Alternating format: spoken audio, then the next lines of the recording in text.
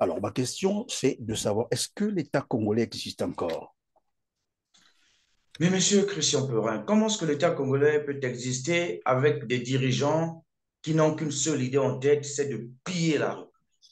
Lorsque nous tombons sur ces rapports, nous ne sommes pas surpris parce que c'est une mafia qui se passe dans notre pays. C'est-à-dire que les gens, tout ce que nous avions aujourd'hui comme richesse, chaque Congolais, regardez, proportion population-richesse, mais chaque Congolais devait vivre à l'abri du besoin. Mais regardez aujourd'hui comment est-ce que les Congolais vivent. Les Congolais sont dans la précarité, les Congolais sont dans le manque, les Congolais sont dans l'humiliation, je vous dis, monsieur Christian Perrin. La population est dans une souffrance inimaginable. Vous vous imaginez au jour d'aujourd'hui, pour un foyer congolais où le monsieur gagne par exemple 250 000 francs CFA le mois, il doit payer une maison de 70 000 francs CFA. Ce qui lui reste, il doit donner à sa femme, supposons la somme de 3 000 francs le jour pour faire le marché. Ça fait 90 000 francs CFA. Et quand vous prenez 90 000 francs CFA plus les 70 000 francs de la maison, il est déjà 160 000. Il lui reste combien? Il lui reste 90 000. Les 90 000, il doit faire face à la scolarité des enfants. Supposons que c'est un monsieur qui a 4 enfants, puisque l'école publique au Congo, c'est la catastrophe. Imaginez cette personne-là, combien il va épargner. Et vous voyez dans ce genre de foyer, là je prends même le cas le plus élevé pour une personne qui gagne 250 000. Imaginez-vous pour une personne qui gagne 100 000 francs CFA, 150 000 francs CFA. Et cette Et le personne-là, SMIC, face à le une SMIC au situation, Congo, le SMIC au Congo, il est à combien actuellement? Il il a était 90 000 francs entre-temps CFA. à 90 000 francs CFA. Et donc, cette personne-là se retrouve à la fin sans économie et lorsque l'enfant tombe malade en plein mois, cette personne-là est dans une situation catastrophique parce que l'hôpital public n'existe quasiment pas. Quand vous allez à l'hôpital, vous devez payer pour qu'on vous prenne en charge. Et donc, vous voyez que ce parent vit dans une tension absolue. Et les 3 000 francs qu'il donne à la femme d'aller au marché, il y a le panier de la ménagère aujourd'hui, la cherté de la vie. Avec 3 000 francs, qu'est-ce que vous allez payer? À l'époque, le litre d'huile qui était vendu à 1 000 francs, 800, aujourd'hui, le litre est vendu à quasiment 2 000 francs CFA. Le kilo de cuisse de poulet qu'on achetait hier à 1 000 francs, aujourd'hui, le kilo est devenu à 1 600. Mais une femme avec 3 000 francs CFA, nos mamans souffrent aujourd'hui. De ma rencontre du samedi, Mhm. effectivement, nous avons envoyé des invitations à tout le monde, ou presque. Tous les leaders, les forces vives de la diaspora ont reçu des invitations personnelles de ma part.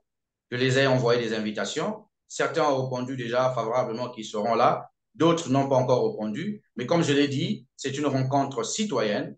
C'est une rencontre, un échange patriotique, voilà, avec nos compatriotes qui sont ici, que ce soit les forces vives de la diaspora, que ce soit les Congolais qui vivent ici en France, que ce soit les entrepreneurs et autres. C'est un échange ouvert. Le but même de cette rencontre, c'est de présenter la vision politique du mouvement républicain afin que nous regardions ensemble si nous pouvons avoir une synchronisation des actions, c'est-à-dire entre ce qui se fait au Congo à travers le mouvement républicain et d'autres forces acquises au changement et ce qui se fait ici sur la place de Paris. S'il y a une coordination, s'il y a une synchronisation, s'il y a une symbiose, je pense que ça permettra que le combat avance un peu plus vite et que nous ayons les résultats tant attendus depuis plusieurs décennies déjà.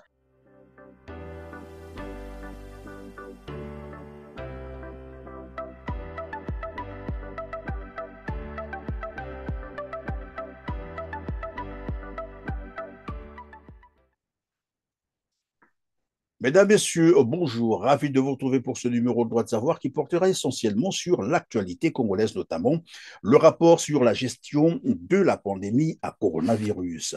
L'heure de vérité a sonné plus de 25 milliards de francs CFA dilapidés dans le circuit des dépenses du fonds Covid-19. Le rapport a été présenté le 12 mai dernier par la coalition publier ce que vous payez. Nous aborderons également le séjour politique en France de Destin Gavet Elengo, président du mouvement républicain, qui est notre invité aujourd'hui. Bonjour Destin Gavet, merci de nous visiter encore ce jour. Bonjour Monsieur Christian, bonjour à tous les abonnés de Teller TV. C'est toujours un plaisir de vous retrouver sur ce plateau parce que ça nous permet d'édifier le peuple congolais sur la gestion catastrophique, opaque, calamiteuse du PCT depuis plus de 50 ans. Merci Destin.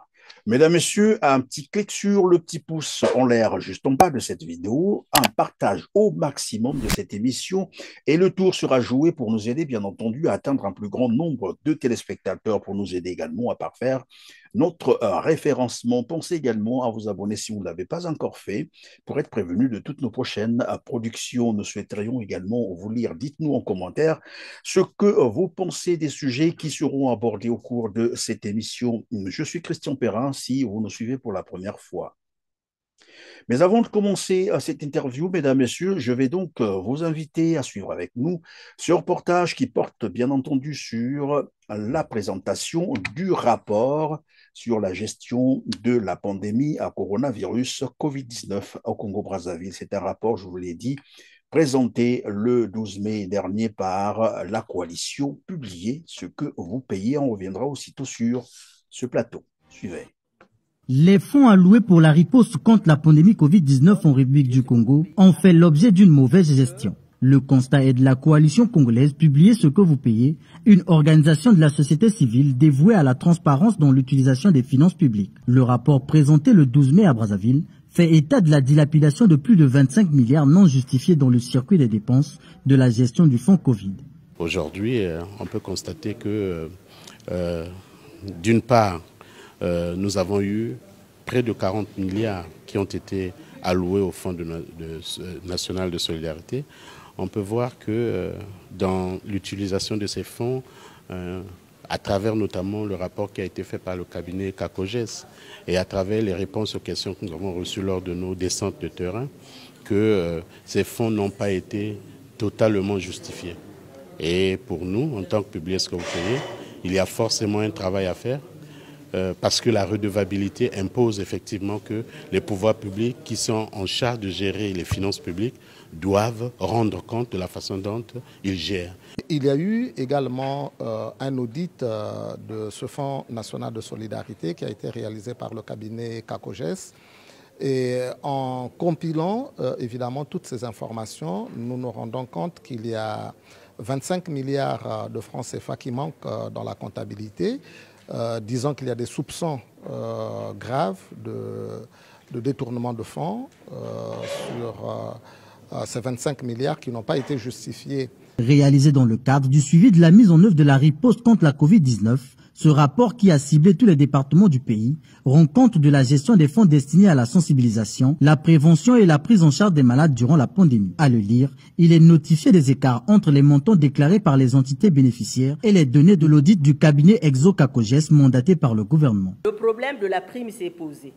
Dans les structures, les agents de santé qui étaient en première ligne ont déclaré d'abord que la prime avait été réduite. Et non seulement qu'elle était réduite, mais elle connaissait un retard. Et au niveau du CHU, en 2021, quand on est passé par là, on nous avait dit qu'ils étaient à 6 mois. Ça devait être en novembre, septembre-novembre 2021. Ils étaient à 6 mois de retard. Et il est vrai que la prime a été réduite, mais seulement aucun texte n'affirme ou ne confirme la réduction de cette réduction-là. Ceux qui étaient payés au départ à 200 000 se sont retrouvés avec 100 000 bien après. Et ceux qui étaient à 100 000 se sont retrouvés avec 50 000. Mais le retard persistait toujours. La raison que les agents de la commission financière de la riposte avaient avancé, que c'était un moyen qu'eux, ils avaient pensé mettre en œuvre pour pouvoir réduire le retard. Mais curieusement, malgré la réduction, le retard persistait. Dans la perspective d'apporter des réponses aux préoccupations identifiées, cette organisation recommande au gouvernement, aux entités de lutte contre la corruption, de la transparence et des responsabilités dans la gestion des finances publiques de diligenter une enquête en vue d'établir les auteurs avérés de ces crimes financiers.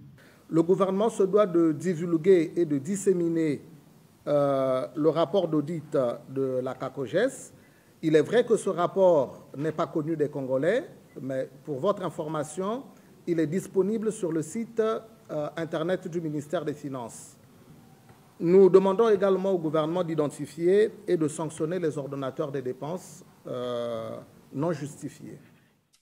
Merci, j'espère que vous avez suivi avec moi, Monsieur Destin Gavet, plus de 25 milliards de francs CFA encore volés dans le circuit des dépenses du fonds de Covid après avoir bien entendu demandé un grand sacrifice aux Congolais. Vous êtes Congolais, vous avez vécu cette période, des morgues surchargées en cette période. Je ne dis pas que c'était la seule cause de mortalité, mais nous savons qu'avec les 25 milliards de francs CFA, on pouvait sauver quelques âmes. Alors, dans un premier temps, avec un recul bien entendu, quelle analyse portez-vous sur la gestion de la période Covid au Congo-Brazzaville, mais surtout de la dilapidation, j'allais dire voler, c'est le terme que j'aime bien utiliser, c'est le verbe qui va le mieux d'ailleurs, la dilapidation de 25 milliards de francs CFA.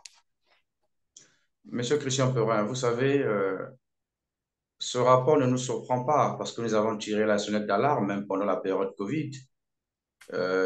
Vous savez, à cette époque, la question qu'il faut se poser, c'est de savoir qui était ministre de la Santé à l'époque du Covid. Vous allez vous rappeler, vous allez vous souvenir que c'est toujours Mme Lydia Nicolo qui était ministre de la Santé pendant la période du Covid. Et aujourd'hui, cette dame est encore plongée dans un scandale du FIGA. Donc, vous constatez au Congo, il y a la culture de l'impunité. Denis Sassou Nguesso a instauré la culture du vol parce qu'aujourd'hui, les gens peuvent voler sans peut être inquiétés alors que il y a des gens qui copient à la maison d'arrêt de Brazzaville pour des faits parfois imaginaires. Et nous voyons des gens en veste, cravate, qui ont pillé le pays, mais qui sont en liberté. Nous l'avons dit, la gestion de la COVID, c'était une gestion hasardeuse. On a demandé aux Congolais de consentir énormément d'efforts, alors que derrière, il y avait des gens qui s'enrichissaient. Et voilà, le rapport est là. On va encore dire que ce sont les opposants qui ont produit ce rapport. Non, là, il s'agit d'un rapport fait par des experts pour démontrer effectivement les malversations financières à l'époque du Covid. Et donc, je pense que nous devrions être sérieux avec nous-mêmes. Nous voyons dans des pays occidentaux, lorsque les faits se sont déroulés, même il y a 10 ans de cela, il faut toujours revenir. La justice a toujours le droit de se saisir, de mener ses propres enquêtes, afin que ces personnes-là qui ont pillé le pays à cette époque, qui ont volé l'argent du Covid, qui ont détourné l'argent du Covid, que ces personnes-là soient interpellées, soient jugées pour qu'ils répondent de leurs actes. Parce que vous savez, pendant la période du Covid, il y a eu plusieurs morts. Beaucoup de Congolais ont perdu leur emploi. Le secteur formel et informel était à terre. Les artisans n'ont jamais pu avoir, ne fût-ce qu'une aide de la part du gouvernement. Et lorsque nous nous apercevons qu'il y a eu des gens qui sont enrichis, même les dons à l'époque du Covid. Le Congo a reçu plusieurs dons, mais les gens ont préféré utiliser ces dons à des fins personnelles. Et donc, lorsque nous voyons ce rapport, nous ne sommes pas surpris parce que nous l'avons mentionné. Nous avons même mentionné à l'époque qu'ils avaient lancé une opération coup de poing à hauteur de 4 milliards de francs CFA. Nous avons dit 4 milliards de francs CFA pour quelques jours. C'était une arnaque qui ne disait pas son nom. Il fallait dépenser 100 millions le jour pour déployer les gens sur le terrain, alors que plusieurs acteurs même de la santé étaient mis de côté. On a pris des parents, on a mis, et aujourd'hui, ça nous a produit des résultats que nous connaissons. Et d'ailleurs, d'autres se sont même plaints qui n'ont jamais été payés. Mais bien sûr, monsieur Christian Perrin, vous savez, si la COVID-19, je l'ai toujours dit, avait atteint notre pays à des proportions que nous avons vues en France, aux États-Unis, au Brésil, en Chine, je pense que le Congo allait disparaître, allait être rayé de la carte. Parce que lorsqu'on vous donne de l'argent pour que vous puissiez lutter efficacement contre la maladie, mais les gens se permettent de détourner cet argent avant même que la maladie ne soit éradiquée. Imaginez-vous un seul instant si cette maladie nous avait atteint à un niveau élevé. Mais ça devait être la catastrophe, tout simplement. Donc, nous avons des dirigeants qui ne pensent qu'à leurs intérêts. Ils ne voient jamais l'intérêt du peuple. Ils ne sont là que pour profiter du Congo. Paradoxalement, le Congo leur a tout donné. Ils ont été formés par le Congo. Ils ont eu tout ce qu'ils ont eu dans leur vie grâce au Congo. Mais ils n'arrivent pas à rendre l'ascenseur à la population. Et ils sont là même ils ont pris l'argent du pétrole. Ce n'est plus l'argent du pétrole, même des fonds de Covid, des fonds qui sont donnés pour soutenir la population. Malheureusement, ces personnes-là sont toujours là, en train de gratter, en train d'arnaquer la population, en train de presser la population. Et aujourd'hui, nous voyons l'état de notre pays. C'est une tristesse. La santé, le système de santé n'existe quasiment pas. Tout simplement parce que nous avons à la tête des gens qui ne pensent pas à l'intérêt du peuple, mais ils pensent plutôt à leurs intérêts personnels. Ils pensent à leurs intérêts personnels. Alors, 14 000 milliards de francs CFA du Fonds de garantie des générations futures, ça tous les Congolais le savent. Après, il y a eu ce scandale de plus de 3 milliards du FIGA, vous l'avez rappelé tout à l'heure. Maintenant, on parle de plus de 25 milliards de francs CFA du fonds Covid. Pour tout dire, certains spécialistes, d'après leurs enquêtes, bien entendu, ont révélé que plus de 133 000 milliards de francs CFA ont été volés au Congo en 20 ans. Alors, ma question, c'est de savoir, est-ce que l'État congolais existe encore? Mais monsieur Christian Perrin, comment est-ce que l'État congolais peut exister avec des dirigeants qui n'ont qu'une seule idée en tête, c'est de piller la République? Moi, je ne suis pas surpris lorsque je vois ce genre d'enquête, parce que nous avons tous suivi. Vous avez évoqué tout à l'heure le cas des 14 milliards de générations futures, mais regardez les scandales de Libération, regardez les Pandora Papers, regardez Global Witness, tout ce qui a été pillé. Regardez comment est-ce que les dignitaires du pouvoir sont cités dans les scandales financiers, où on dit il y a 5 ou 6 Congolais qui détiendraient plusieurs milliards de dollars. Vous vous Plus de imaginez, 5 ça fait des 500 dizaines de millions milliards. de francs, des milliards de francs CFA.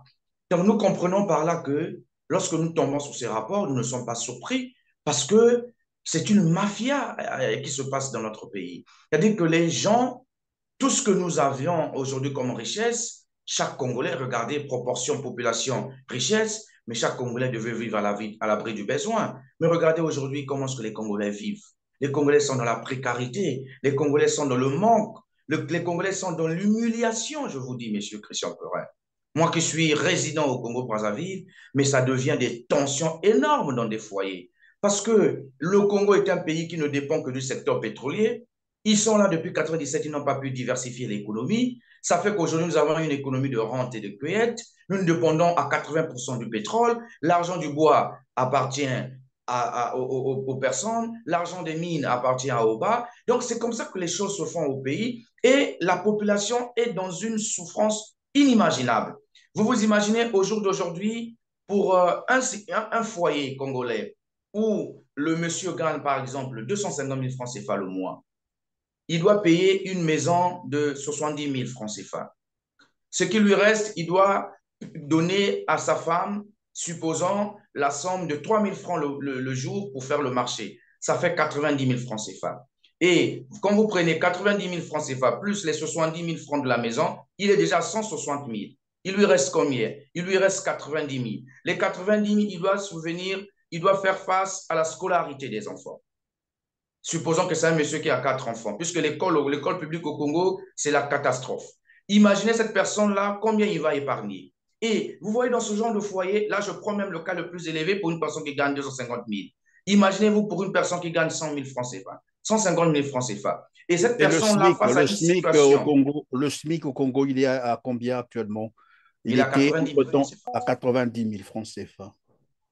Et donc, cette personne-là se retrouve à la fin sans économie, et lorsque l'enfant tombe malade en plein mois, cette personne-là est dans une situation catastrophique parce que l'hôpital public n'existe quasiment pas. Quand vous allez à l'hôpital, vous devez payer pour qu'on vous prenne en charge. Et donc, vous voyez que ce parent vit dans une tension absolue. Et les 3 000 francs qu'il donne à la femme d'aller au marché, il y a le panier de la ménagère aujourd'hui, la cherté de la vie. Avec 3 000 francs, qu'est-ce que vous allez payer? À l'époque, le litre d'huile qui était vendu à 1 000 francs, 800, aujourd'hui, le litre est vendu à quasiment 2 000 francs CFA. Le kilo de cuisse de poulet qu'on achetait hier à 1 000 francs, aujourd'hui, le kilo est devenu à 1 600. Mais une femme avec 3 000 francs CFA, nos mamans souffrent aujourd'hui. Elles font des calculs énormes et ça crée des tensions dans les foyers parce qu'effectivement, le monsieur pense que madame est en train de jouer alors que madame est sérieuse. Moi, j'ai déjà accompagné mon épouse au marché, mais j'ai compris que nos mamans sont en train de souffrir aujourd'hui. Avec 5 000 francs CFA, nous étions presque incapables de faire le marché. Mais ça, c'est nous qui pourrions avoir 5 000 francs CFA. Mais les autres qui ont 2 000, 2 500. Donc, le coût de la vie a tellement élevé, mais parallèlement, il n'y a pas l'augmentation des salaires. Depuis qu'on a augmenté les indices au niveau de la fonction publique, si on peut parler des fonctionnaires, ça date des années aujourd'hui, les salaires sont restés statiques. et même au niveau des retraités, leur indice n'a jamais été pris en compte dans leur paiement. Donc, vous comprenez, aujourd'hui, l'État n'existe quasiment pas. C'est de la maintenance. Ce sont les gens qui ont amassé des sommes d'argent. Ils sont allés cacher dans les paradis fiscaux. Malheureusement, cet argent ne profite pas aux Congolais parce que quelqu'un de sérieux qui va cacher 1000 milliards de francs CFA à l'étranger, alors que dans ces pays-là, ils utilisent cet argent pour créer des richesses et des emplois dans ces pays, alors que parallèlement chez nous, les gens sont dans la misère, dans une pauvreté endémique. Comment vous pouvez parler de Oui, l'État évidemment, aujourd'hui? monsieur Destin Gabet, tout à l'heure, vous étiez en train de nous brosser un peu la situation sociale, notamment, comment est-ce que les mamans, puisque ce sont les mamans qui tiennent les foyers au Congo-Brazzaville, et vous nous expliquez d'ailleurs qu'il y aurait des tensions, et c'est tout normal, parce que lorsqu'on a 250 000, là, vous avez dit, c'est le salaire moyen d'un fonctionnaire moyen, c'est-à-dire qui gagne un peu plus. Donc, on imagine ceux qui gagnent 90 000, comme vous l'avez dit, donc le SMIC, mais il y a ceux qui gagnent aussi moins que cela, c'est-à-dire 60 000 francs ou 45 000 francs. On en Oui, connaît mais bien dans sûr. les entreprises, Et puis, curieusement. la preuve, monsieur Christian Perrin, le SMIC, quand on parle de SMIC, ce SMIC-là, parfois, n'est même pas respecté. Nous avons des gardiens de nuit, par exemple, qui ne sont encadrés par aucune loi, qui gagnent, par exemple, 60 000. Un gardien de nuit qui gagne 60 000. Mais pour quelqu'un qui gagne 60 000, nous avons les ménagères, par exemple, qui gagnent 30, 40 000. Bon, imaginez dans un foyer, le mari est gardien de nuit, il gagne 60 000, la femme est femme de ménage quelque part, elle gagne 40 000. Quand on mélange les deux salaires, ça nous fait 100 000 francs CFA. Mais c'est un foyer qui a 4-5 enfants. Pensez-vous que ce foyer-là peut s'en sortir? Mais c'est impossible pour ce foyer de s'en sortir. Impossible parce que les gens, ils sont obligés de vivre dans la précarité, dans des maisons, dans des périphériques. Ils sont obligés de vivre dans une misère qui ne dit pas son nom. Et c'est ce que nous vivons. Alors que nous sommes un pays ultra riche, avec toutes les richesses, ou presque, du monde entier. Mais parallèlement, vous voyez que la population, plus de 80% de la population est sous le seuil de pauvreté. Ce sont des chiffres qui émanent de la Banque mondiale. Ce ne sont pas des chiffres inventés par M. Gavet. Ce sont des chiffres qui existent. Et donc, nous avons une élite corrompus qui sont arrivés croyant que le Congo était devenu leur propriété. Ils ont pris l'argent du pétrole en otage et ils vivent dans une opulence qui ne dit pas son nom. Et ce sont ces personnes-là qui dirigent notre pays. Ce sont ces personnes-là qui narguent le peuple congolais. Mais moi, à un moment donné, je dis toujours que le peuple congolais est responsable de ces misères. Il faut le dire. Qu'est-ce qui manque au peuple congolais aujourd'hui? De réagir. Nous avons dans notre pays la loi, la constitution qui est la loi fondamentale. Cette constitution dit dans son article 27 que la liberté de manifestation et de grève est garantie. Mais on ne peut pas avoir un peuple qui ne peut pas revendiquer ses droits. À un moment donné, on dit oui, il y a une dictature. Oui, mais la dictature, il y a la loi qui existe. Nous avons aujourd'hui des organisations internationales, M. Christian Perrin, je vais terminer, qui regardent les questions des droits humains. Il faut que le peuple, à un moment donné, arrive à prendre ses responsabilités pour ne plus être piétiné par ce pouvoir machiavélique qui ne pense qu'à leurs intérêts au lieu de penser à l'intérêt du peuple. Évidemment, vous avez déjà fait état tout à l'heure de l'accès à l'électricité, cette difficulté d'accès à l'électricité, mais aussi à l'eau potable. Évidemment, je vais donc proposer à nos téléspectateurs, à vous aussi, ce reportage qui porte bien entendu sur les difficultés d'accès à l'eau potable et on revient sur le plateau. Suivez. Les difficultés d'approvisionnement en eau potable dans quelques quartiers de la capitale semblent encore loin de terminer. La Congolaise des eaux, LCDE, entreprise publique chargée de distribuer ce liquide précieux, ne le rend pas régulièrement disponible. Le cas ici au quartier Mpissa, dans le 2e arrondissement de Brazzaville, où les tracasseries sont presque quotidiennes. On ne peut pas faire autrement. Nous sommes obligés de puiser de l'eau forage parce qu'il n'y a pas de l'eau au robinet. C'est vraiment difficile pour nous d'accomplir certaines tâches. Devenu une épave, ce robinet de LCDE ne représente qu'un souvenir pour Yvonne Maleka qui subit la pénurie d'eau depuis près de 30 ans. La situation de l'eau, on souffre. Pour avoir de l'eau, il faut aller au forage. 50 francs pour l'eau et 100 francs pour le pousse-pousseur. Donc 150 pour un bidon. Donc c'est très grave. Chercher les 150 et puis chercher quoi à manger, c'est difficile. On a dit qu'il faut donner 10 000 pour qu'on puisse faire un truc là-bas au CG Auguste Betindou, le robinet là. Vous attendez l'eau là, mais l'eau ne vient pas. Donc les 10 000 étaient partis dans l'eau. Pareille galère pour cette jeune femme au foyer qui débourse des fonds importants pour obtenir l'eau. L'eau qu'on boit, c'est de l'eau de la pompe, mais ça ne quitte pas dans notre quartier. On paye de l'eau forage. Le bidon, 3 bidons sont en fond de 25 litres, le bidon d'eau maillot de 6 litres de 25. Qu'on puisse avoir de l'eau de la pompe, parce que de l'eau forage, là, quand on se lave, ça, parfois, ça nous fait sortir des trucs. Les boutons, parfois, on fait sortir l'argent pour acheter les médicaments. Au quartier Diata, dans le premier arrondissement, l'eau de LCDE coule à demi-teinte. Concernant la situation d'eau ici à Diata, elle est par zone. Ici, l'eau est souvent en délestage, tel que là, vous voyez, le robinet est tout sec, là. Il ne coule pas. Vers l'école Diata, disons l'école Diata primaire, Massamba Débat, là-bas, c'est la catastrophe. Vers l'hôpital franciscain aussi, c'est la sécheresse totale.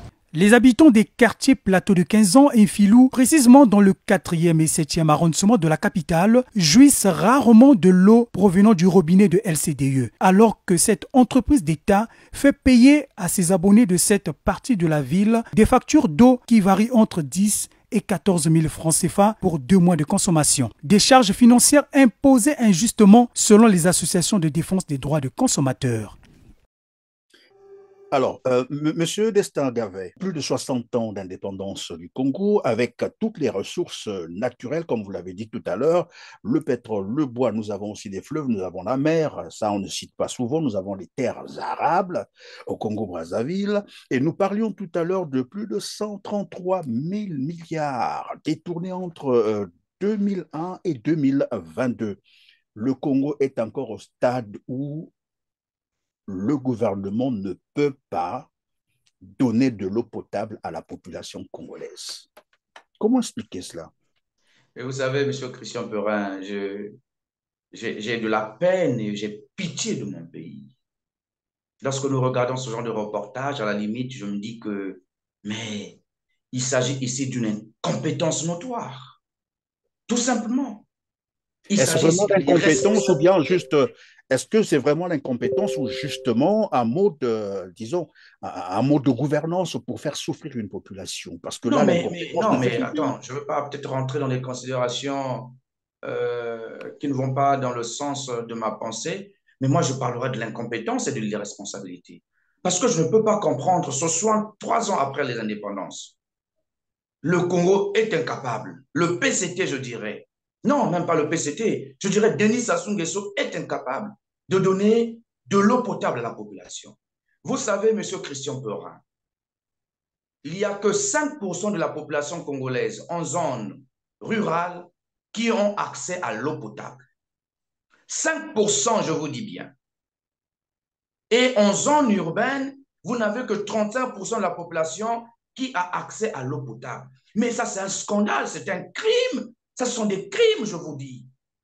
Parce que lorsque les gens n'ont pas accès à l'eau potable, pour les enfants de moins de 5 ans, qu'est-ce que ça cause? Voilà pourquoi nous avons dans notre pays une mortalité infantile assez élevée. Le taux est très élevé. Pourquoi?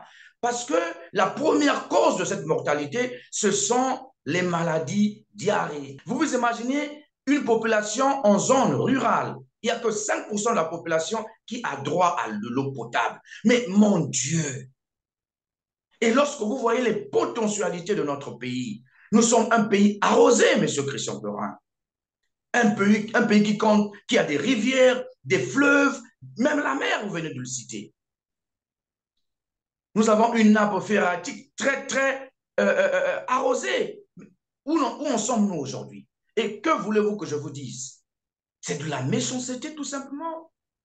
C'est de l'incompétence. C'est la limite. Mais ça dit que quand je vois, je discute avec des politiques burkinabés, par exemple, qui sont des pays qui ne sont pas arrosés, qui sont des pays à la limite désertiques, mais ils se moquent de nous. Ils disent que mais vous ne pouvez pas, le Congo pouvait même vendre de l'eau, le Congo pouvait vendre de l'électricité.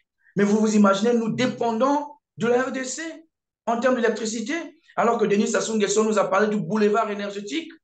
Vous voyez des slogans qui ne sont là que pour embobiner la population. Oui, évidemment, Donc, dans le même temps, vous vous allez continuer, Destin, tout à l'heure. Dans le même temps, je voulais juste rappeler que dans le même temps, le gouvernement congolais, j'allais dire Denis Sassou Nguesso, parce que c'est lui le responsable. Hein. De toute façon, le Congo, nous savons que c'est un pays à régime politique dictatorial. Alors, le Congo, disais-je, est en train de vendre, puisque dernièrement, le Congo a signé des accords avec Eni pour vendre à Eni du gaz. Ce gaz qu'on pouvait utiliser chez nous pour produire de l'électricité, on préfère vendre ça ailleurs pour aller acheter l'électricité, comme vous avez dit tout à l'heure, en RDC. Je crois qu'il y a un pas. Avant que nous ne rentrions dans ce volet Eni, M. Christian Perin, il faut dire que lorsque nous abordons les questions de l'eau au Congo, ce sont des questions qui nous fragilisent, qui nous chagrinent le cœur. Vous vous souviendrez, M. Christian Perin, nous sommes le 3, le 4 et le 3 et le 4 août 2013. Le président Denis Sassou Nguesso lance une opération financée exclusivement par l'État congolais avec le projet de Eau pour tous. Ce projet Eau pour tous, M. Christian Perin, a mobilisé 193 milliards de francs CFA sortis du trésor public. 193 milliards. 193 milliards de francs CFA. Il était question d'ériger 4000 forages dans 2000 villages avec la société brésilienne Asperbas. Donc nous savons que derrière, il y a les caciques du pouvoir qui se sont sucrés avec cet argent. Donc 193 milliards de francs CFA. Mais M. Christian Perin, avec cet argent, on pouvait arroser la quasi-totalité des villages et des villes dans notre pays. Construire les usines d'eau et non les forages, oui. Comment est-ce qu'on pouvait construire des forages dans un pays arrosé? Alors qu'à côté, dans tous les villages ou presque, nous avons des rivières. Et c'est la question que j'allais vous poser. Pourquoi on n'a pas construit carrément les usines à eau? Quand je vous ai dit que c'est une mafia en monde organisé, c'est-à-dire que ce sont des gens qui veulent toujours faire des choses avec des intermédiaires pour gagner à la fin. Mais figurez-vous aujourd'hui, 10 ans plus tard, que deviennent ces forages? Mais ces forages n'existent plus. Il y a 2 semaines de cela, j'ai parcouru la route du Gabon, donc j'ai quitté Dolisie pour arriver jusqu'à Nyanga. Mais ces forages n'existent plus, l'eau ne coule plus. Ces forages sont désormais dans les herbes. Démontés carrément. Démontés, les gens ont volé ce qu'ils peuvent voler et c'est fini. 193 milliards de francs CFA. Avec cet argent, on pouvait construire beaucoup de choses. On pouvait construire beaucoup de centres de santé intégrés. On pouvait construire des usines d'adduction d'eau. Mais on a préféré prendre cet argent, utiliser une compagnie mafieuse pour à la fin, cette compagnie a été épinglée au niveau du Brésil pour le cas de corruption. Donc ce sont des compagnies aujourd'hui qui sont dirigées par des hommes qui ont des problèmes avec la justice. Oui, évidemment, avec l'affaire José Vega, je crois que c'est bien de cela que vous faites état. Exactement. Alors, donc vous voyez ici, M. Christian Perin, nous avons des dirigeants qui n'aiment pas la population. 5% de la population a accès à l'eau potable en zone rurale. Imaginez-vous, chez moi à Divenier, à 237 km de Dolisie, il n'y a pas de l'eau potable. Vous descendez à Nyanga, il n'y a pas de l'eau potable. Toute la route du Gabon, il n'y a pas de l'eau potable. Basculez du côté d'Infondo. Infondo, je vous dis, qui est la capitale départementale de la Liguala. Il n'y a pas de l'eau potable. Il n'y a pas d'électricité. C'est une ville qui est dans le noir, un chef-lieu départemental, alors qu'il y a eu une municipalisation accélérée de la Liguala. Evo, chef-lieu de la cuvette ouest, il n'y a pas d'électricité, M. Christian Perin. Il n'y a pas de l'eau potable. Vous vous imaginez? En plein 21e siècle, 63 ans après les indépendances, une capitale départementale, des capitales départementales où il y a eu des municipalisations accélérées à coût des centaines de milliards de francs CFA, il n'y a pas de l'eau, il n'y a pas d'électricité. Mais où est le boulevard énergétique tant promis par Denis Sassou Nguesso? Et donc, vous parlez de la capitale politique congolaise, Brazzaville, et il y a aussi, comment on appelle ça, Pointe-Noire, la ville, d'ailleurs pétrolière en plus. Là où était vous savez, Pointe-Noire, la situation de Pointe-Noire, moi, franchement, je m'en prends aux citoyens de Pointe-Noire. Parce que le pétrole congolais est pompé à Pointe-Noire. Regardez l'état de la ville. Regardez le tas de la vie de Pointe-Noire, monsieur Christian Perin. Regardez l'état des routes. Pointe-Noire n'a pas... Regardez, vous venez de citer ici le cas de Eni avec la vente du gaz. Mais avant même Eni, il y a Total, Eni, toutes les grandes compagnies pétrolières qui exploitent au niveau de Pointe-Noire. Mais Pointe-Noire devait être une ville électrifiée. Regardez le cas du barrage de Sunda. Ce projet qui existe depuis des années, qu'est-ce qui a empêché à Denis Sassou Nguesso, depuis 1997, qu'il est revenu aux affaires par les armes, qu'est-ce qui lui a empêché de réhabiliter et de construire le barrage de Sunda? Alors qu'il avait bien promis cela aussi. Qui pouvait alimenter tout Pointe-Noire, le Kouilou, le Niari, mais il y avait une grande capacité en mégawatts. Qu'est-ce qui empêche à Denis Sassou Nguesso d'alimenter Pointe-Noire en électricité alors que cette ville pompe le pétrole qui caractérise 80% de l'économie nationale? Qu'est-ce qui lui empêche? Rien du tout. Donc, au jour d'aujourd'hui, nous sommes face aux dirigeants qui ne peuvent plus rien apporter aux citoyens congolais. Parce qu'ils ont été là pendant des décennies et des décennies, ils n'ont pas pu lever un petit doigt pour améliorer les conditions de vie des citoyens. En fait, par là, les 20 ans des grands travaux, en fait, par là, les 25 ans de la CNPC. À quoi sert exactement la CNPC? Mais c'est une boîte noire, cette compagnie. C'est une compagnie mafieuse. Le premier directeur général, vous avez Bruno Itoa. Le deuxième directeur général, vous avez Denis Ngokana. Vous avez Jérôme Koko et vous avez aujourd'hui Mexon Raoul Ominga. Les quatre sont issus d'où? Olombo, Oyo, Bundi. Vous vous imaginez? Et lorsque vous voyez les filiales de cette compagnie, la direction générale de la commercialisation, de la branche de la commercialisation de la CNPC est dirigée par le fils de Denis Sassou Nguesso, Teddy Christel Sassou Nguesso. Vous vous imaginez? Donc, on a pris à l'époque, c'est Denis Christel Sassou Nguesso lui-même qui était directeur général adjoint chargé de l'aval. Donc, c'est lui qui vendait le pétrole congolais. Mais à l'époque, d'abord, avant qu'il vienne à la CNPC, il y avait une filiale qui a été créée, ce qu'on appelait la Cotrade. Là encore, c'est lui qui était dirigeant de la Cotrade. Mais pourquoi cette compagnie avait fermé? Cette compagnie avait fermé tout simplement à cause des détournements de fonds. Donc, au jour d'aujourd'hui, vous avez 20 ans de grands travaux, 25 ans de la CNPC, alors que ce sont ces deux entités, d'une part les grands travaux, de l'autre la CNPC, qui ont ruiné ce pays. Nous avons des rapports sur la CNPC, la gestion opaque de la CNPC, M. Christian Perin, mais vous aurez des larmes aux yeux. Lorsqu'on parle des détournements de fonds dans cette compagnie, mais vous ne pouvez pas supporter ça. Donc, on évidemment, est en face. dans le même sens, pardon, Destin Gavet, la SNPC, puisque vous en parlez, a fait des prêts, c'est ce qu'on apprend d'ailleurs lors des enquêtes que menait d'ailleurs le Fonds monétaire international, que la SNPC a fait des prêts à des entités non identifiées, c'est-à-dire des entreprises ou des sociétés qu'on ne connaît pas, qui n'ont pas de nom, que personne ne connaît, mais on a fait des prêts à ces entités-là. Et tout à l'heure, vous étiez en train de parler, vous avez d'ailleurs insisté sur les difficultés d'accès à l'électricité. C'est donc le troisième reportage que je vais proposer à nos téléspectateurs pour s'enquérir, bien entendu, de la réalité ou des réalités que vivent les Congolais malgré toutes les richesses, les ressources, bien sûr, naturelles que dispose le Congo-Brazzaville. Suivez. De jour comme de nuit, le constat reste le même dans tous les quartiers de la ville océane. Des coupures d'électricité non signalées, délestages et autres laissent les populations de la capitale économique dans le noir absolu. Il suffit de sortir la nuit pour constater comment la ville est plongée dans l'obscurité.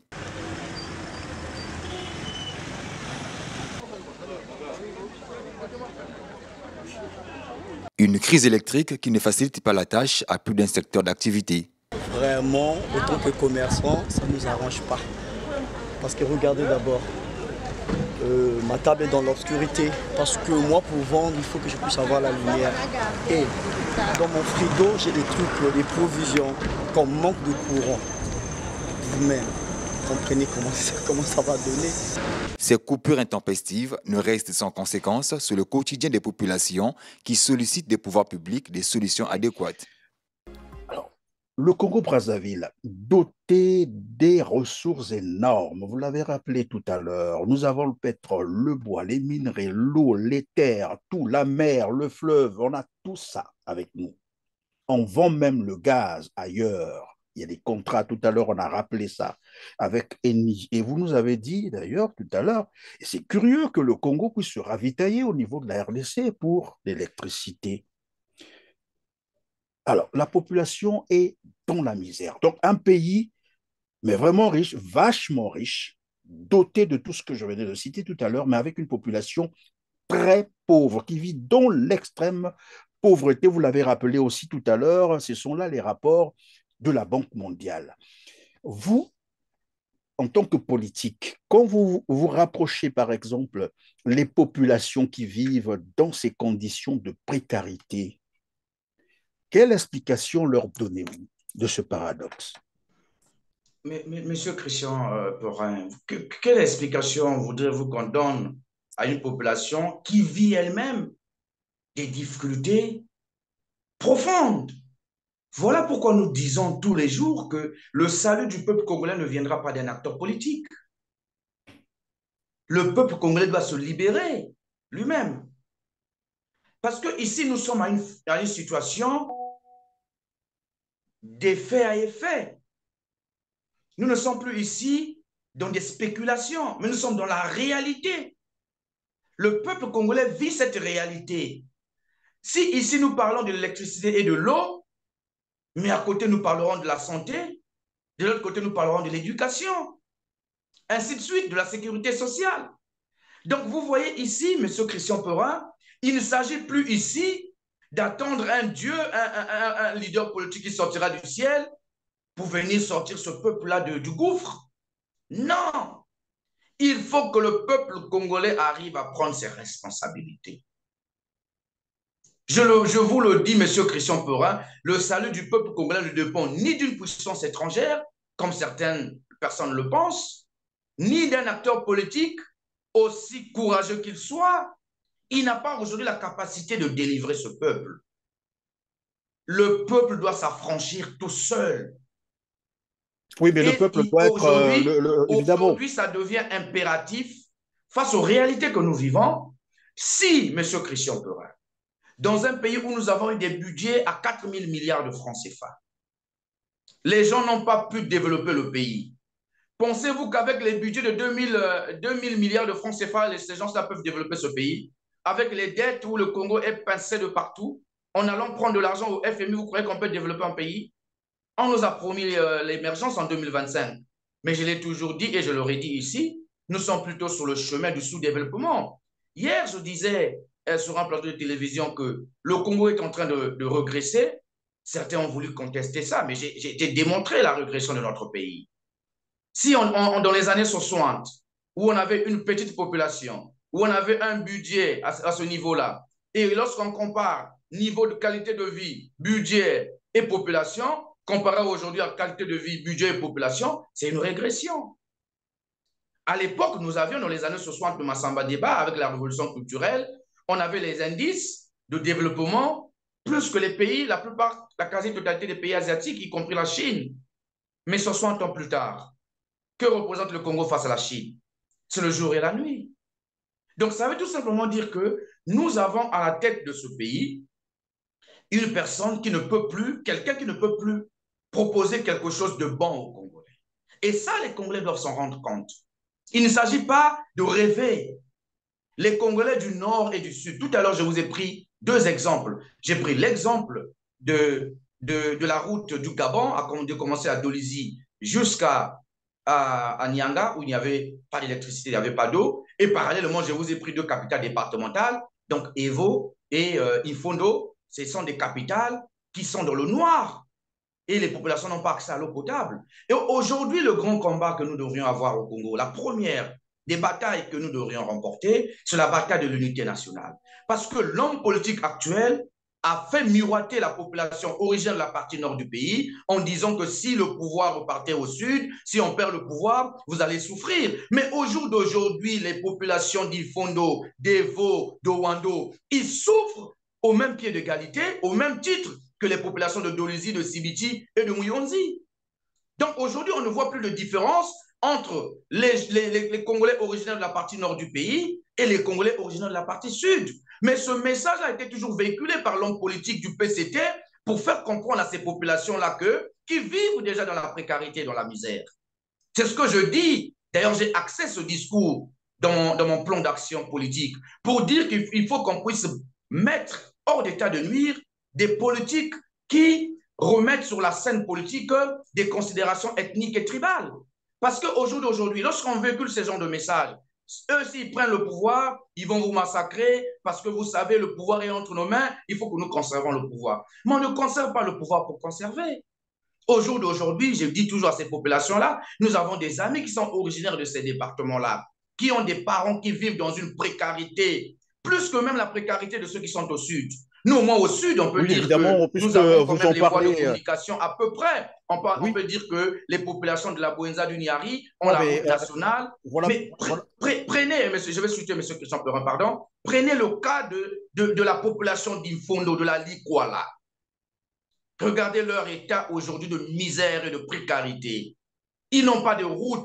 Quelqu'un peut faire une semaine en route pour atteindre Brazzaville. En pirogue ou les pieds dans l'eau, les enfants de Makoti Poko n'abandonnent pas l'école. Depuis 3 mois, enseignants et élèves se font embarquer à leur risque et péril à bord des pirogues pour se rendre à l'école.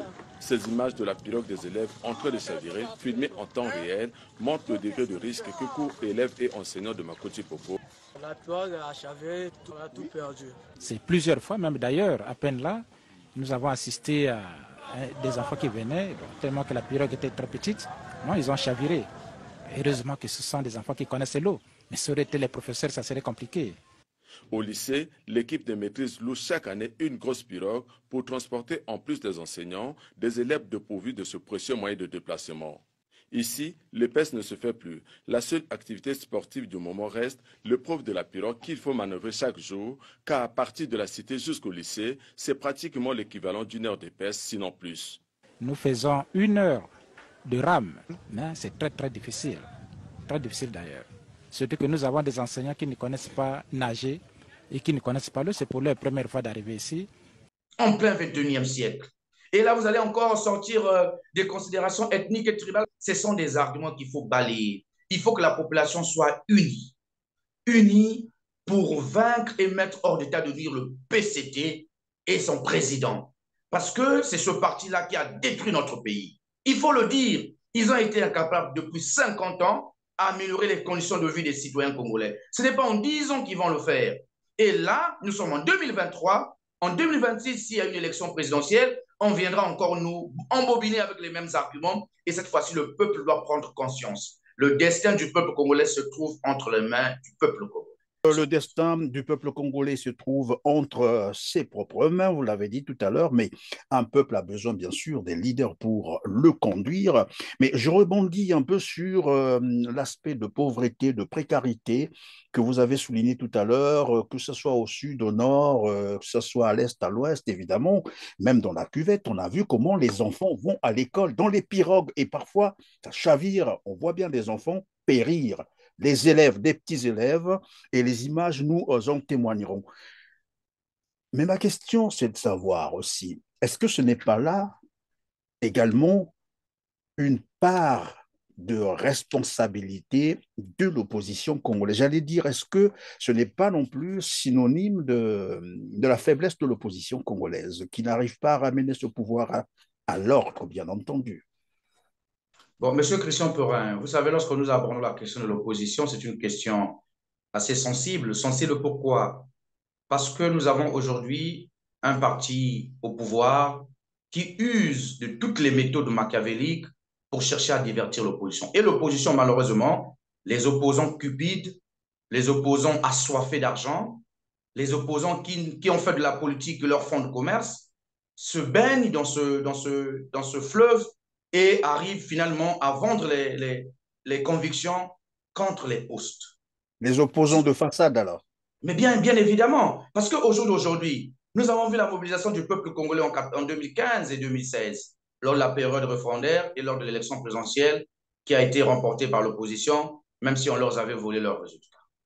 Nous avons vu, M. Christian Peurin, que le peuple était mobilisé.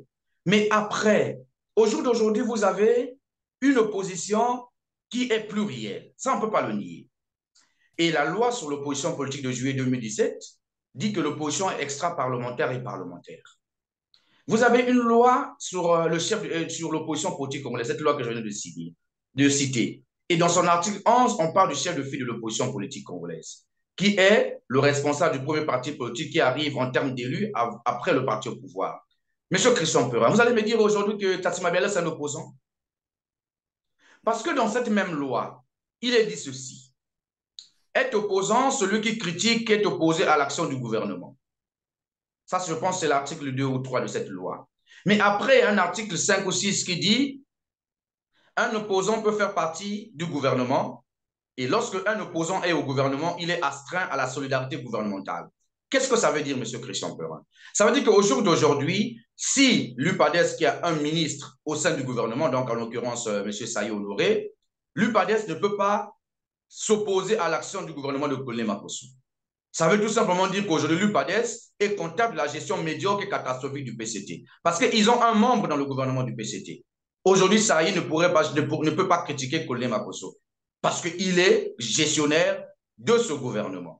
Donc, vous voyez aujourd'hui, ce parti de l'UPADES, qui en réalité devient un parti de la majorité présidentielle, est toujours considéré par le pouvoir comme un parti de l'opposition. Et vous allez voir que lorsqu'il y a des quotas au niveau de la CNI, au niveau des repartitions pour des questions liées aux organisations des événements dans notre pays, l'UPADES est dans le camp de l'opposition. Mais comme vous avez l'UPADES qui est allié du PCT, qui est considéré comme un parti d'opposition, vous avez le PRL de Filanic, qui est un parti affilié au PCT, qui est un parti de l'opposition, paraît-il. Mais quel résultat voudrez-vous y avoir au sein de l'opposition? Ça, c'est le premier volet. Le deuxième volet, ce sont ces opposants-là qui parlent d'une opposition extra-statutaire, c'est-à-dire l'opposition qui n'est pas représentée au sein du Parlement. Monsieur Christian Perin, vous vous rappelez, le 19 novembre dernier, Destin Gavé et le mouvement républicain ont lancé une campagne en faveur de la libération des prisonniers politiques. Quel est cet opposant congolais qui n'a jamais dit dans son discours qu'il veut que les prisonniers politiques soient libérés, en l'occurrence Jean-Marie Michel Mokoko et André Okombi Salissa? Quel est cet opposant qui n'a jamais eu ce langage? Mais nous avons lancé une opération, une campagne citoyenne en faveur de la libération des prisonniers politiques. Mokoko et Okombi, ils appartiennent où? Ils appartiennent à la fédération de l'opposition, à l'IDC au FOCAR, le site composante Jean-Marie Michel Mokoko. Quelle était leur réaction face à cette campagne? Et je vous rappelle que cette campagne a fait que je sois arrêté pendant 6 jours à Pointe-Noire, transféré à Brazzaville pour libérer à cause de cette campagne. Mais est-ce qu'il était de l'intérêt de Destin Gavé de mener une campagne en faveur de la libération de Mokoko et Okombi, alors que Mokoko et Okombi ont des identités politiques, notamment la fédération de l'opposition qui rassemble toutes leurs composantes? Est-ce qu'il était de mon intérêt? Mais pourquoi je l'ai fait? Pourquoi nous l'avons fait? Parce que nous pensons qu'on ne peut plus se contenter seulement des paroles. Il faut passer aux actes. Et les actes doivent se matérialiser par des faits qui sont réels et visibles. Voilà pourquoi nous avons lancé cette campagne. Et pourquoi l'opposition politique congolaise qui réclame haut et fort la libération de ces acteurs politiques, pourquoi ils ne se sont pas joints à nous pour mener à bien cette campagne? Vous voyez le niveau d'hypocrisie et de malhonnêteté de notre opposition? Donc, vous voyez au jour d'aujourd'hui, tous les opposants ou presque parlent de l'alternance démocratique au Congo. Parce qu'on dit qu'il ne faut pas parler des armes, nous sommes des partis démocratiques, il faut aller sur la voie des urnes pour dégager Denis Sassou Nguesso du pouvoir.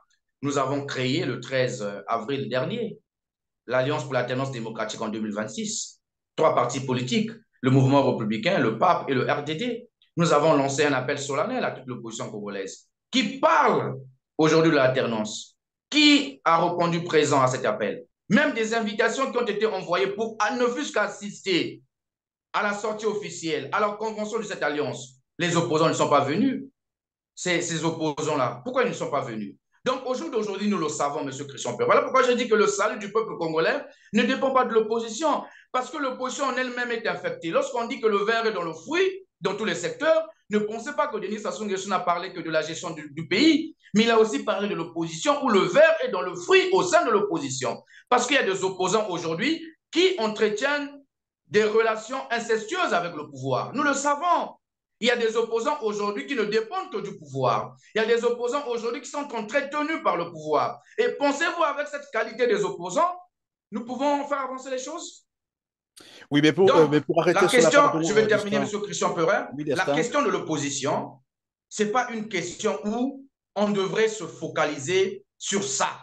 Dès lors que nous savons qu'il y a des opposants du pouvoir, il y a des opposants entretenus par le pouvoir. À ce niveau-là, vous ne pouvez pas faire marche avec ces opposants. Parce que tout ce que vous allez avoir comme plan d'action, ils finiront par aller rendre compte à leur maître. Voilà pourquoi j'ai dit que le salut du peuple congolais dépend du peuple. C'est le peuple qui doit prendre ses responsabilités. Laissons d'abord les acteurs à côté. Nous menons un combat pour l'intérêt du peuple et le peuple doit comprendre que le combat que nous menons, c'est son combat. C'est le peuple qui doit s'approprier de ce combat. Un peuple uni doit faire face à une forfaiture, à une dictature, à l'autocratie. C'est pas quelqu'un, c'est pas un leader politique qui va se lever un bon matin pour dire que c'est moi. Non. L'opposition congolaise est pourrie pour l'instant. L'opposition congolaise est infectée parce qu'il y a des opposants qui travaillent pour le pouvoir. À ce niveau-là, parler de l'unité de l'opposition est impossible. Aujourd'hui, il faut plutôt parler de la responsabilité du peuple congolais face à l'histoire. Lorsque les autres peuples ont pris leur destin en main, ils n'ont pas compté sur les opposants, ils ont compté sur eux-mêmes. Lorsque nous avons vu dans d'autres pays des manifestations à grande échelle, c'est le peuple qui s'organisait pour ne pas céder, pour ne pas se laisser biaiser, se laisser ridiculiser, humilier dans les droits les plus élémentaires. Donc le peuple congolais doit prendre ses responsabilités afin de faire face au monstre, à l'éléphant qui est le PCT, qui a pris le pays en otage depuis 50 ans déjà. Mais évidemment, il faut qu'on arrive aussi à un niveau où on va commencer à dénoncer quand même ces opposants qui entretiennent, comme vous l'avez dit, des relations incestueuses avec le pouvoir en place pour que la population, évidemment, les identifie et ne se laisse plus, évidemment, emballer par ce genre d'opposants. Alors, Monsieur Christian Perin, s'il vous plaît, pour rebondir à ce que vous dites, vous êtes un journaliste d'investigation. Vous êtes l'un des meilleurs journalistes. Je le dis, la main sur le cœur. Vous êtes l'un des meilleurs journalistes congolais d'investigation. Et votre chaîne est une chaîne d'investigation. Vous connaissez ces opposants-là. Il y a de ces opposants qui ne peuvent pas se présenter devant votre micro. Il y a de ces opposants qui savent que si je vais sur le plateau de Teler TV, on va me démasquer. Donc, il suffit seulement de voir la classe politique, voir les opposants qui ont du mal à intervenir sur votre plateau. Vous allez comprendre, votre chaîne, elle est ouverte à tout le monde. Ça devient une chaîne panafricaine aujourd'hui. Ce matin, je discutais avec mes amis de PASTEF qui ont eu à participer à une émission chez vous. Ce sont des Sénégalais, ils ne sont pas Congolais. Aujourd'hui, Teler TV est un média panafricain. Mais vous savez vous-même, votre média est ouvert. Il y a ces opposants qui ne peuvent pas intervenir sur votre plateau. Parce que vous, en tant que journaliste d'investigation, vous connaissez beaucoup de choses. Et donc, la population congolaise aussi comprend les choses aujourd'hui. Vous croyez qu'un Congolais aussi débile, aussi ignorant qu'il soit, peut considérer Nick Fila ou bien Tassima Biala comme un opposant? Jamais. Jamais. Donc, le peuple aujourd'hui n'est plus dupe. Le peuple sait qui est opposant, qui ne l'est pas. Qui ne l'est pas. Voilà. Alors le peuple sait qui est opposant, qui ne l'est pas, et dans cette recherche des solutions, puisque vous avez dit, le peuple doit prendre ses responsabilités, et dans le peuple, il y a vous également. Aujourd'hui, vous êtes à Paris, vous êtes en séjour politique, on va donc en parler tout à l'heure, mais avant, quand vous parlez du peuple, bon, enfin, vous avez déjà cité quelques noms, on ne va pas citer tous les noms non plus, parce que les noms sont odieux, ça, quelqu'un me le disait, mais à votre niveau, par exemple, au niveau du Congo-Brazzaville, lorsque vous parlez aux populations, vous avez cité, parce que vous êtes dans la logique, bien entendu, de rassembler les Congolais, évidemment, lorsqu'on parle du tribalisme, bon, généralement, c'est une manipulation politicienne, vous l'avez démontré, et il y en a qui en profitent d'ailleurs. Et vous avez pris donc le bâton, comme qui dirait, le pèlerin. Tout jeune que vous êtes rare d'ailleurs au niveau du Congo-Brazzaville. Aujourd'hui, je disais, vous êtes à Paris. Et là, nous vous interviewons depuis, donc vous êtes à Paris, en séjour politique, j'ai dit tout à l'heure, et vous nous avez parlé d'une alliance que vous avez mise en place avec le RDD et le pape. C'est ce que j'ai cru comprendre. Est-ce que c'est au nom de cette alliance que vous êtes à Paris et pourquoi faire concrètement? Ou peut-être c'est au nom de votre mouvement républicain, c'est cela? Oui, merci pour cette question, M. Christian Perin. Effectivement, nous avons mis une alliance sur pied. Mais je ne suis pas à Paris pour le compte de cette alliance parce que ce voyage a été prévu depuis le mois de février. Donc, c'est une tournée européenne sous la casquette du président du mouvement républicain. Voilà. Et donc, l'Alliance fera certainement dans les mois à venir sa tournée européenne, certainement, pour parler de l'Alliance. Mais je suis venu ici en ma qualité du président exécutif du mouvement républicain. Et donc, je suis dans une tournée européenne. Je vais faire la France, après je vais faire la Suède, les Pays-Bas, l'Allemagne, et puis je vais terminer par Bruxelles avant de regagner Brazzaville. Donc, je suis venu, vous voyez ici, M. Christian Perron, nous avons peint un tableau sombre de la gestion catastrophique, opaque, calamiteuse, sombre de Denis Sassou Nguesso depuis qu'il est revenu au pouvoir en 1997. Et lorsque nous avons un tableau de ce genre, on fait le diagnostic, mais il faut désormais chercher des solutions, des politiques pour essayer d'inverser la tendance et de créer un rapport de force. Vous savez, M. Christian Perrin, la diaspora congolaise de France, les gens peuvent dire ce qu'ils ont à dire, mais il faut d'abord reconnaître que cette diaspora joue un rôle important pour notre pays. Je vais aller sur 3 volets. Nous avons le volet communicationnel. Nous avons aujourd'hui 2 médias phares au sein de la diaspora qui informent les Congolais au quotidien et qui dénoncent les dérives du pouvoir de Brazzaville. Nous avons votre média Teler TV et nous avons Ziana TV du promoteur Sir Makosso. Ce sont ces médias-là sur le plan communicationnel qui sont en train de mettre en difficulté le pouvoir de Brazzaville. Ces 2 médias. Je vous le dis, moi je vis à Brazzaville au quotidien, je suis au Congo, résident, et je sais de quoi je parle. J'ai des nouvelles de ces 2 médias. Si vous prenez le volet économique, vous savez, les Congolais vivent dans la précarité et dans la misère. Et la plupart des parents congolais ont au moins quelqu'un, des familles congolaises ont au moins quelqu'un ici en France, un parent. Il peut être un étudiant, il peut être un entrepreneur, un travailleur. Et généralement, ce sont ces parents-là qui subviennent aux besoins des familles qui sont restées à Brazzaville, parce que vous le savez, le PCT a affamé les familles et donc ils sont dans une misère qui ne dit pas son nom. Et donc, sur le volet économique, la diaspora est obligée d'envoyer de l'argent au Congo pour permettre à ces familles-là de sortir, tant soit peu, dans une situation irrémédiablement compromise. Donc, ces volets économiques jouent un rôle important. Et nous avons après le volet politique, où nous avons plusieurs organisations politiques, soit la société civile, soit des politiques qui créent des partis ici, ça et là, des mouvements et autres. Bon, on ne peut pas dire que c'est de l'anarchie. Les lois ont été mises en place, certes, pour encadrer un certain nombre de choses, mais nous constatons que ces organisations qui naissent, même s'ils ne sont pas des organisations légales en termes de loi congolaise, parce qu'il est dit dans la constitution congolaise, notamment dans la loi sur les partis politiques, on ne peut pas être dirigeant d'un parti politique lorsqu'on vit à l'étranger.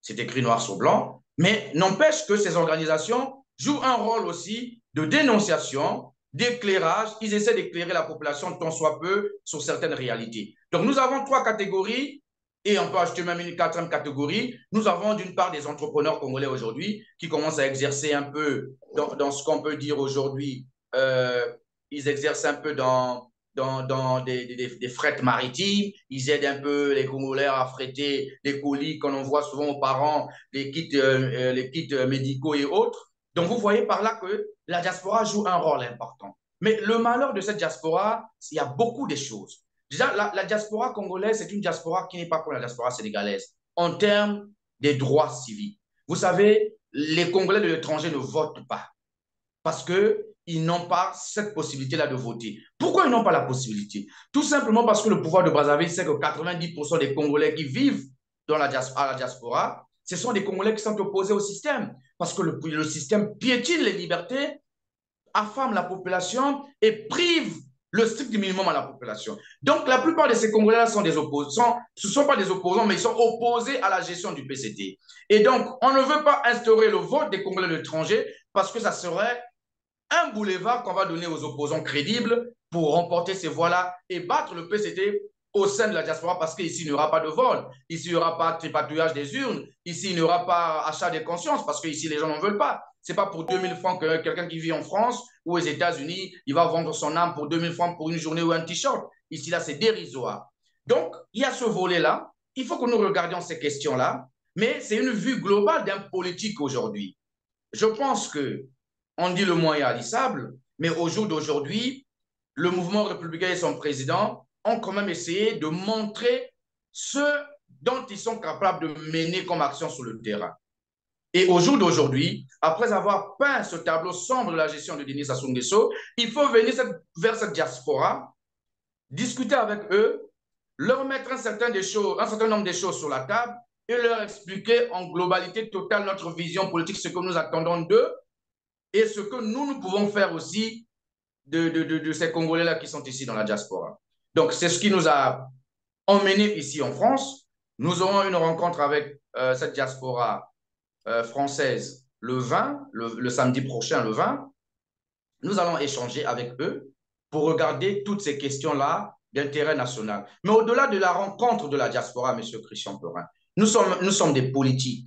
Je suis dirigeant d'un parti politique. Il faut regarder aussi les questions d'alliance. On ne peut pas être, vous savez, le mouvement républicain, est membre du réseau libéral africain. Le mouvement républicain vient d'adhérer à l'international libéral lors du dernier congrès qui a eu lieu du 2 au 6 mai à Ottawa, au Canada. Ça veut dire qu'aujourd'hui, nous appartenons à la grande famille libérale du monde entier. Et donc, lorsque nous venons dans ce genre de voyage, nous rencontrons non seulement nos compatriotes, mais ça nous profite aussi de tisser des alliances, de coopération, d'amitié, de partenariat avec d'autres partis qui développent notre vision politique et qui aujourd'hui peuvent devenir des éventuels partenaires politiques pour nous permettre également d'avancer et de renverser donc le PCT qui n'a plus rien à prouver aux Congolais. Et lorsque nous allons nous déplacer dans les autres pays, nous rencontrerons des parlementaires pour discuter des questions du Congo, parce qu'il faut que la voix du Congo soit portée dans les sphères de prise de décision.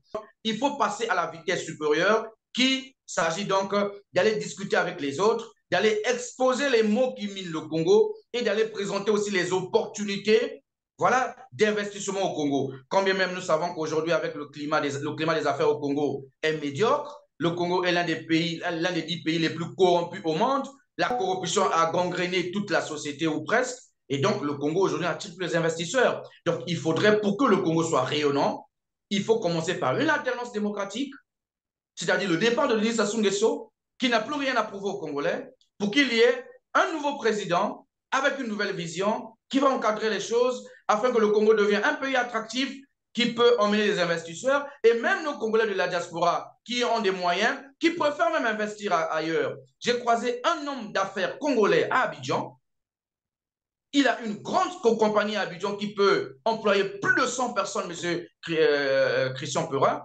Et cette personne, cet homme d'affaires m'a dit, président, dans l'état actuel de notre pays, le Congo, je ne peux pas venir investir. Parce que quand tu arrives, on te demande 10%. Après, on veut que la famille présidentielle puisse avoir des parts dans ma compagnie. Mais comment je peux investir comme ça? Donc, je préfère investir ici à Abidjan. Et le jour que le Congo sera libéré, le jour que le Congo aura un nouveau président et que le climat des affaires sera éclairci, à ce niveau-là, moi, je te donne ma parole, président, je viendrai investir dans mon pays. Vous voyez la perte que ça représente? Donc, au jour d'aujourd'hui, il faut, la question, elle est d'abord politique. Il faut qu'il y ait une alternance démocratique. Il faut le départ de Denis Sassou Nguesso en 2026. Et après, un nouveau président sera installé. Ce président-là va nettoyer le pays, sortir le ver dans le fruit, tuer le ver dans le fruit. Et lorsque le ver sera tué du fruit, ça permettra à ce que le Congo retrouve petit à petit sa place d'OTAN, sa place d'avant. À ce niveau-là, qu'est-ce qui va se faire? Les investisseurs vont arriver. Donc, c'est l'objet même, Monsieur Christian Perin, de notre tournée européenne. Et dans ces pays, nous rencontrerons non seulement les Congolais, mais nous allons rencontrer des partenaires politiques pour que nous puissions porter la voix du Congo un peu plus haut. On ne dit pas qu'avant, ça n'a pas été fait, mais aujourd'hui, nous pensons qu'il faut passer à la vitesse supérieure. Il faut utiliser toutes les possibilités dont nous avons à notre disposition pour que l'alternance démocratique ne soit plus une utopie, mais ça devienne réellement une réalité dans notre pays. Merci. Il faut sortir, donc, vous avez dit, le ver du fruit, pourvu que le ver n'affecte pas le fruit jusqu'au stade final, parce que sinon, après, plus rien ne sera récupérable. Nous nous battons pour que le ver n'infecte pas tout le fruit, parce que le fruit ici, c'est le Congo, et le ver, c'est le PCT. Et donc, il faut que le PCT soit sorti du fruit afin que, effectivement, nous puissions redresser ce. Parce que nous avons toujours dit le mal du Congo, c'est le PCT. ce parti a pillé, a fait des choses qui sont antidémocratiques pour son maintien au pouvoir. Et nous devons, avec le peuple congolais, regarder dans la même direction pour que le ver soit détruit du front. Non, mais je le disais évidemment exprès parce que je sais qu'il y a des peuples qui ont disparu. Hein. N'oublions pas que le Congo-Brazzaville, en dehors de ce que nous sommes en train de dénoncer, de décrier, donc la mauvaise gestion, la malgestion d'ailleurs de ce pays, les détournements de fonds, le pillage systématique, qu'il y a également les terres qui sont vendues à des étrangers et c'est fait exprès. Voilà pourquoi je rappelle qu'il y a des peuples qui ont disparu. Donc n'attendons pas que les Congolais disparaissent parce qu'on peut remplacer toute la population congolaise. Ce sont des méthodes utilisées ailleurs, nous l'avons vu. Les résultats sont là, nous savons ce qui est arrivé à ces peuples-là. J'imagine et je prie que cela n'arrive pas aux Congolais. Alors, ça ne va pas arriver, monsieur Christian Perin, ça n'arrivera pas. Merci de nous le rassurer, monsieur Destin Gavet. Je rappelle que vous êtes président du mouvement républicain en séjour à Paris pour les activités politiques. Mais je reviens un peu sur votre alliance que vous avez passée avec le RDD et le pape. Pourquoi n'y avoir pas associé l'UDH-UKI avec qui vous étiez déjà en alliance en 2021? Effectivement, monsieur Christian Perin, l'UDH-UKI, d'ailleurs, il faut le dire, a été représenté le 13 mars lors de notre sortie officielle du secrétaire national chargé des relations extérieures, M. Bonar Moussodia, et du directeur de la communication, donc le patron de la communication de UKI, qui est M. Justin Zouloufoua. Donc, l'UDH-UKI a été représenté à cette activité. D'ailleurs, dans mon mot de circonstance, en tant que président de la première présidence tournante de cette alliance, j'ai rappelé que cette volonté de créer une alliance était une volonté du président Guy-Brice Parfait Kolela. Lorsque nous étions pendant la campagne en 2021 en mars, il nous disait toujours, il nous avait dit avec le président Yomi, d'ailleurs nous nous sommes dit qu'après les élections, lorsque nous allons remporter la victoire, il faut transformer notre alliance de gouvernement en alliance politique pour que nous soyons plus forts pour préparer les élections législatives de 2022. Donc c'était déjà ce que nous avions projeté à cette époque. Et je l'ai rappelé d'ailleurs à ces responsables de l'UDH-UKI pour leur dire que l'UDH-UKI aujourd'hui est en train de préparer un congrès. Vous savez que ça fait 2 ans ce parti est dirigé par un intérimaire et souvent les questions liées à l'engagement du parti dans une alliance, c'est souvent un président légitime qui peut prendre ce genre de décision parce qu'il a la légitimité du congrès et il engage le parti, il est le seul responsable vis-à-vis des militants. Donc nous attendons, la plateforme elle est ouverte à toutes les adhésions, mais particulièrement à l'adhésion de l'UDH-UKI parce que nous pensons que si nous sommes avec l'UDH-UKI, ce que nous avons pu faire en 2022, en 2021 lors de la présidentielle, nous pouvons encore le faire dans le futur.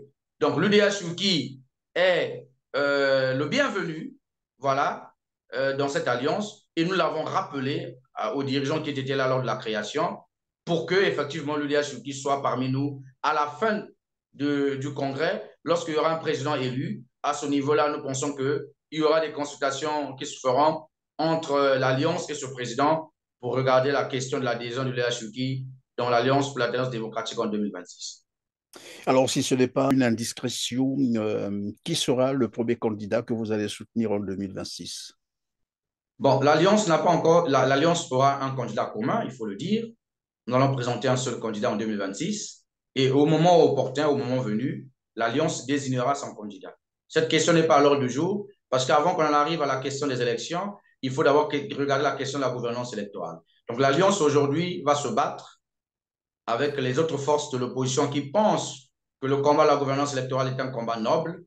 Nous allons nous battre pour que nous puissions effectivement réclamer la biométrie en 2026, le redécoupage électoral, parce qu'on ne peut pas comprendre aujourd'hui une localité comme Olombo a 2 circonscriptions, alors qu'une grande ville de Dolisie avec plus de 100 000 habitants n'a que 2 circonscriptions également. Donc, il faut redresser ces problèmes, il faut soigner ces problèmes.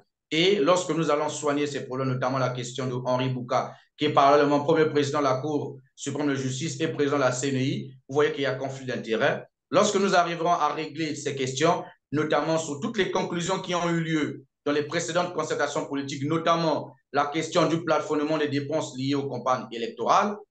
Toutes ces questions-là, il faut les régler. Et lorsque les questions-là seront réglées, l'Alliance regardera cette fois-ci la question de son candidat en 2026. Et là, nous convoquerons certainement une convention ordinaire ou extraordinaire pour que les délégués des partis politiques membres de la convention désignent celui-là qui sera le candidat de l'Alliance en 2026. Et si ces questions ne sont pas réglées jusqu'en 2026, quelle sera votre posture? Nous allons nous retourner du côté de la population et le peuple congolais en décidera. Merci. Et donc, je vous laisse quelques secondes pour évidemment conclure, hein, notamment sur votre séjour en France. Qui sont invités à prendre part à vos activités? Vous avez dit c'est le 20 mai prochain que vous allez commencer, hein, la première activité, c'est ce que j'ai cru comprendre. Et de quoi vous allez parler concrètement? Est-ce que les invitations sont déjà lancées? Voilà. Qui sont invités à cette... Monsieur Christian Perrin, permettez-moi en une minute avant de revenir sur cette question-là, pour conclure. Je voudrais très rapidement avoir une pensée particulière aux victimes des inondations en République démocratique du Congo. Et je voudrais en même temps aussi encore avoir une pensée sur la situation de la guerre à l'est de la RDC. Il faut qu'aujourd'hui la communauté internationale, à travers l'ONU, qui use de ses muscles pour que la guerre en Ukraine, avec le soutien que bénéficie l'Ukraine aujourd'hui à travers les Nations Unies et autres, il faudrait, je pense, que la RDC aussi puisse avoir ce même soutien pour sécuriser ses frontières. Il faut qu'on arrête aussi avec cette politique de 2 poids 2 mesures. Aujourd'hui, le peuple africain, l'Afrique n'est plus l'Afrique d'hier. Aujourd'hui, nos amis occidentaux doivent aussi avoir cette pensée-là de comprendre que nous, il y a désormais l'éveil des consciences et il faudrait bien évidemment que la communauté internationale regarde de très près le soutien qu'ils peuvent apporter en République démocratique du Congo. Et je voudrais aussi avoir une pensée particulière aux populations du Soudan, parce que comme vous le savez, il y a une guerre aujourd'hui, une guerre civile quasiment, entre 2 généraux assoiffés du pouvoir qui maltraitent les populations. Ici, voilà, j'exige donc à l'Union africaine de prendre ses responsabilités, à l'ONU de prendre ses responsabilités, parce qu'à un moment donné, il faut que les choses cessent. À un moment donné, il faut que l'Afrique brille par des bonnes choses, pas seulement par la barbarie, par la soif du pouvoir. Et puis, les Africains ne doivent pas oublier que derrière ces 2 généraux, il y a des pays occidentaux derrière. Chacun veut défendre ses intérêts. Il faut que nos dirigeants africains arrivent à ouvrir les yeux.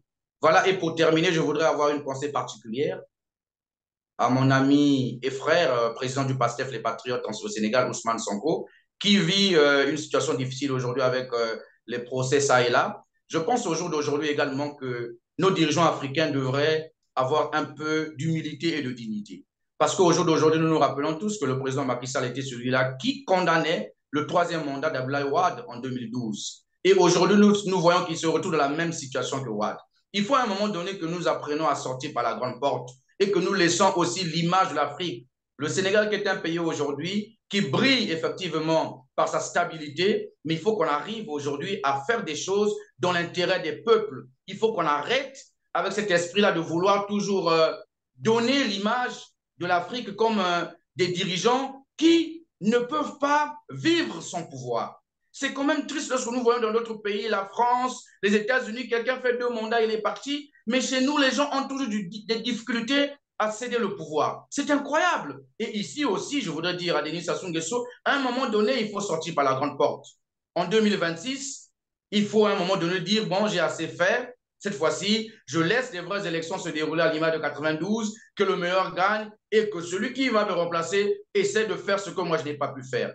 Maintenant, s'il faut parler, M. Christian Perrin, pour votre question à propos de ma rencontre du samedi, effectivement, nous avons envoyé des invitations à tout le monde, ou presque. Tous les leaders, les forces vives de la diaspora ont reçu des invitations personnelles de ma part. Je les ai envoyé des invitations. Il n'y a pas une organisation que moi je connais qui dira qu'il n'a pas reçu une invitation. Et donc, les invitations ont été envoyées. Certains ont répondu déjà favorablement qu'ils seront là. D'autres n'ont pas encore répondu. Mais comme je l'ai dit, c'est une rencontre citoyenne. C'est une rencontre, un échange patriotique, voilà, avec nos compatriotes qui sont ici, que ce soit les forces vives de la diaspora, que ce soit les Congolais qui vivent ici en France, que ce soit les entrepreneurs et autres. c'était un échange ouvert. Beaucoup se posent des questions sur le président Gavé. L'occasion, il est là pour que l'occasion est donnée à tout un chacun de rencontrer le président Gavé, de lui poser un certain nombre de questions et surtout de comprendre sa vision politique. Parce que le but même de cette rencontre, c'est de présenter la vision politique du mouvement républicain afin que nous regardions ensemble si nous pouvons avoir une synchronisation des actions, c'est-à-dire entre ce qui se fait au Congo à travers le mouvement républicain et d'autres forces acquises au changement et ce qui se fait ici sur la place de Paris. S'il y a une coordination, s'il y a une synchronisation, s'il y a une symbiose, je pense que ça permettra que le combat avance un peu plus vite et que nous ayons les résultats tant attendus depuis plusieurs décennies déjà. Donc voilà un peu, monsieur Christian Perin, et Teler TV, bien évidemment, a déjà reçu son invitation, et nous pensons que, nous espérions que vous seriez là pour couvrir également cet événement assez particulier qui aura lieu donc ce samedi 20 au 11e arrondissement de Paris. Merci. Et au-delà des invitations, l'accès reste libre. C'est cela pour ceux qui n'ont pas reçu les invitations. L'accès reste libre et il y a un modèle, de Google Form qui a été mis en place. D'ailleurs, ce modèle sera envoyé ça et là dans tous les groupes. Voilà. Et on va même envoyer un modèle dans le groupe blog Teler TV pour permettre à celui qui veut participer, il n'a qu'à souscrire donc à ce format pour confirmer sa participation. Ça nous permettra de prendre les dispositions protocolaires pour que l'activité se passe dans de très bonnes conditions. Évidemment aussi pour les raisons de sécurité. En tout cas, merci Destin Gavé d'avoir été avec nous. Je rappelle que vous êtes président du mouvement républicain. Encore merci de nous avoir visités ce jour. C'est à moi de vous remercier et je remercie en même temps les Congolais qui nous accordent de leur temps. Et je remercie aussi, comme toujours, l'équipe technique de Teler TV qui a un travail exceptionnel dans le cadre de mettre à la disposition des Congolais véritablement des informations fraîches qui permettront à ce peuple de se réveiller et de ne plus accepter l'inacceptable du régime de Brazzaville. Merci Destin Gavé. Mesdames, Messieurs, à vous aussi, merci de nous avoir suivis aujourd'hui. Je vais simplement vous rappeler, dans le cas où vous avez peut-être oublié, on ne sait jamais, de cliquer sur le petit pouce en l'air juste en bas de cette vidéo, de partager au maximum cette émission pour nous aider évidemment à mieux vulgariser l'information, à atteindre un plus grand nombre de téléspectateurs. Pensez également à vous abonner pour ceux qui ne l'ont pas encore fait pour être prévenus de toutes nos prochaines productions. Nous souhaiterions aussi savoir ce que vous pensez des sujets qui ont été abordés sur ce plateau. Sur ce, on se dit au revoir et à très bientôt. Merci.